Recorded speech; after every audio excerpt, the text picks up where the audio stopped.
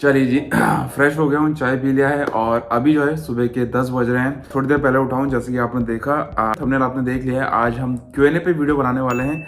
आज हम बात करेंगे आपके क्वेश्चंस और मेरे आंसर जो कि मैंने अपने इंस्टाग्राम पे पूछे थे और पूछते रहता हूँ आप लोगों से। सो अगर आपने अभी तक नहीं पूछा, आपने अभी तक पार्टिसिपेट नहीं किया Q&A में, तो फटाफट से इंस्टाग्राम में फॉलो करिए, जहाँ पर मैं स्टोरी में Q&A डालता हूँ। वहां पर आप अपने कोई से भी क्वेश्चंस पूछ सकते हो। स्क्रीनशॉट लेके रखे हुए हैं, इनको पढ़ता हूँ और इनके जवाब आज देते हैं। अगर इस चैनल में नए हैं तो सब्सक्राइब करना बिल्कुल मत भूलिएगा ये चैनल, और इस चैनल में बहुत सारे कंटेंट और आने वाले हैं। चलिए, सबसे पहला क्वेश्चन जो है बेस्ट कुजीन फॉर अब्रॉड। ये कई तरह के क्वेश्चन मुझे आते हैं इससे रिलेटेड, तो मैं आपको बता दूं कि कुजीन ऐसा कोई भी नहीं है जो परफेक्ट है, या कोई सा भी कुजीन ऐसा नहीं है कि जो बेस्ट है।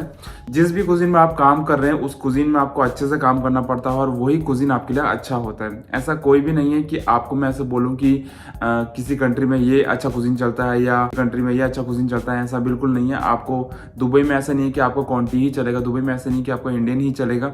यहाँ पर हर कुजीन चलते हैं। थोड़ा सा फर्क आ जाता है, इंडिया से थोड़ा अटैचमेंट है इनका, तो यहाँ पर इंडियन कुजीन को काफी अच्छा माना जाता है। तो थोड़ा बहुत ऊपर नीचे हो सकता है, मगर ऐसा कोई भी कुजीन ऐसा नहीं है जो बेस्ट, जिसे कहा जाए कि ये बेस्ट है अब्रॉड के लिए। दूसरा है question, what is the time for ready to eat item. So ready to eat item जो होता है उसका टाइम पीरियड कितना होता है, ये पूछ रहे हैं। आपको बता दूं कि फ्रोजन में आपके दो तरह के आइटम होते हैं। एक होता है रॉ, होता है रेडी टू ईट। रॉ मतलब जैसे आप चिकन वगैरह लेते हो, मटन लेते हो, वो अपने फ्रीजर में रखते हो, वो रॉ होता है। दूसरा, आपने कोई सूप बनाया, कोई करी बनाया, वो फ्रोजन में रखा है, तो वो होता है ready to eat.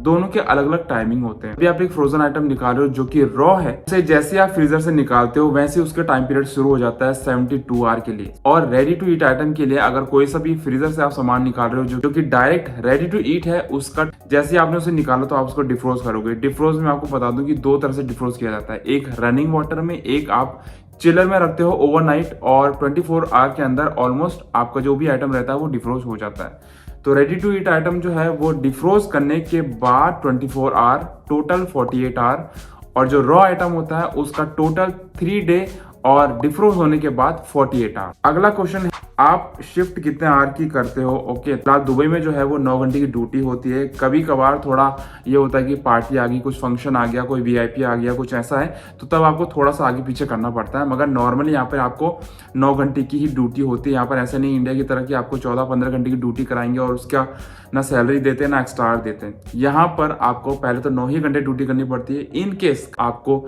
Extra our दिया जाता है, या तो एक्स्ट्रा आवर के पैसे या तो एक्स्ट्रा आवर आपके ऑफ में जोड़ दिया जाता है। मतलब जैसे आपके 9 घंटे के एक्स्ट्रा आवर होंगे तो उसका एक ऑफ बन जाता है।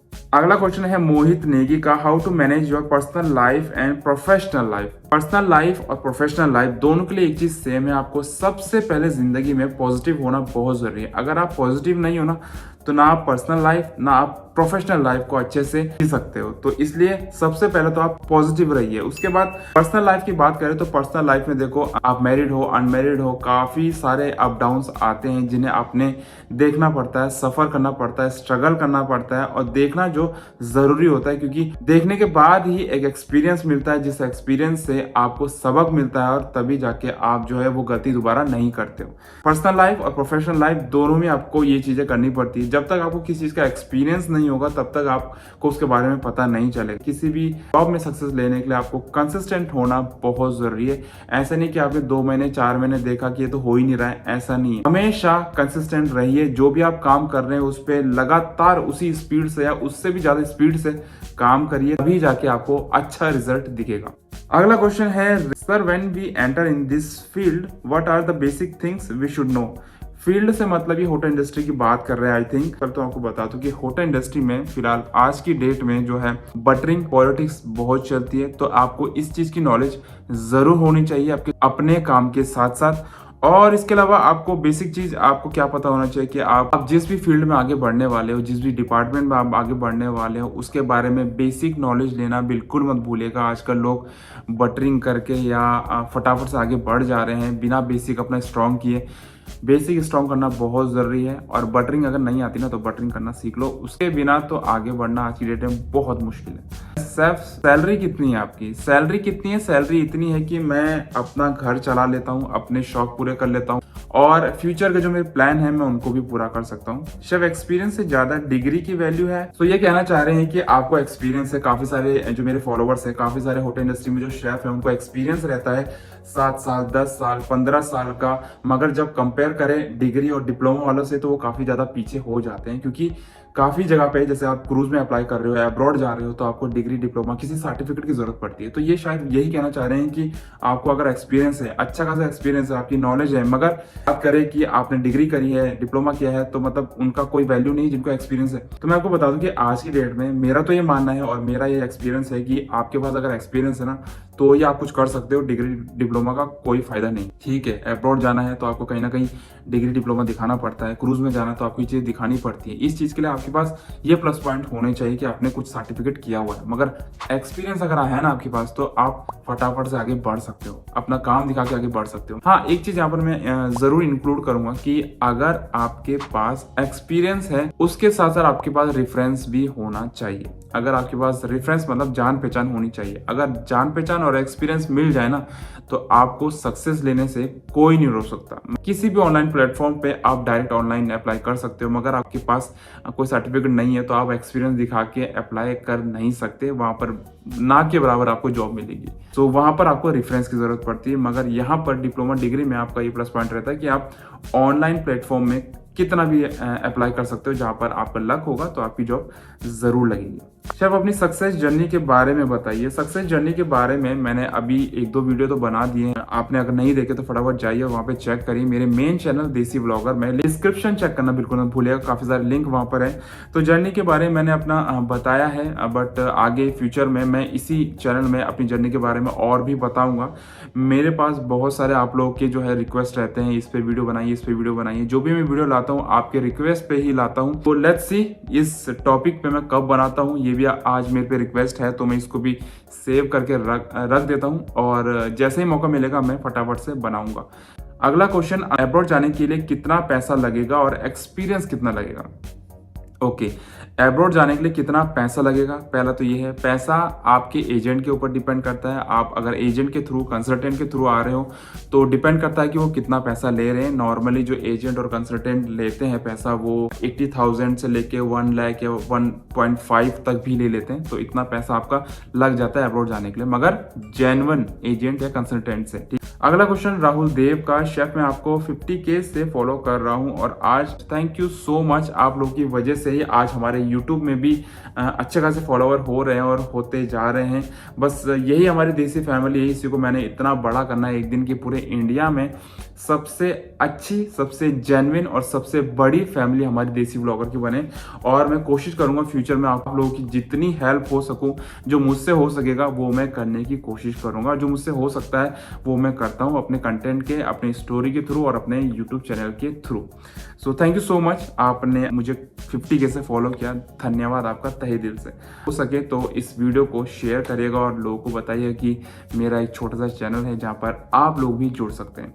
अगला जो है क्वेश्चन, शेफ अप्रेंटिस का इंटरव्यू कैसा होता है, क्या पूछते हैं शेफ, प्लीज आंसर बता देना।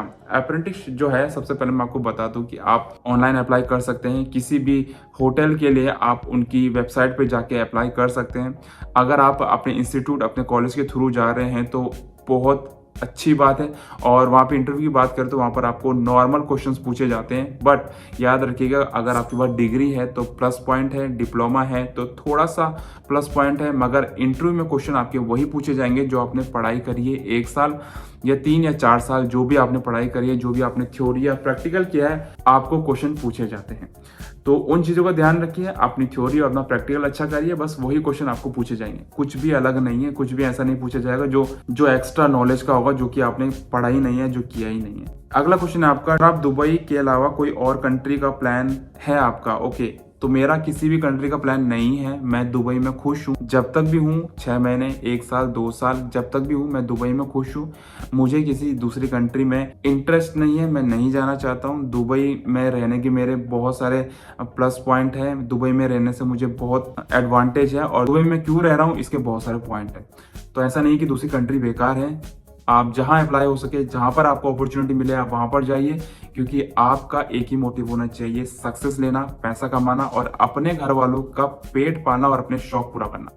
अगला जो क्वेश्चन है वो, हेलो सर जी क्या डिप्लोमा इन बेकरी सही रहेगा या फिर फूड प्रोडक्शन सही रहेगा, प्लीज सजेस्ट मी। ये आपके इंटरेस्ट के ऊपर डिपेंड करता है। अगर आपको बेकरी शेफ बनना है, फ्यूचर में अपना बेकरी की शॉप खोलनी है, आप बेकरी से कर सकते हैं, स्पेशलिस्ट बेकरी से कर सकते हैं। अगर आप F&B में जाना चाहते हैं, फूड प्रोडक्शन में जाना चाहते हैं, कि किचन में शेफ बनना चाहते हैं, किसी अदर हॉट डिपार्टमेंट में, कोल्ड डिपार्टमेंट काम करना चाहते हैं, तो ऑफकोर्स आपको फूड प्रोडक्शन में करना पड़ेगा फ्रॉम क्यूलिनरी आर्ट्स। तो ध्यान रखिएगा, ये आपके इंटरेस्ट के ऊपर डिपेंड करता है कि आपको क्या करना है। डिप्लोमा और डिग्री के मैंने अलग अलग वीडियो बनाए हैं जिनमें मैंने आपको बताया है एडवांटेज और डिसएडवांटेज क्या क्या है डिप्लोमा करने के, डिग्री करने के, तो जरूर देखिएगा।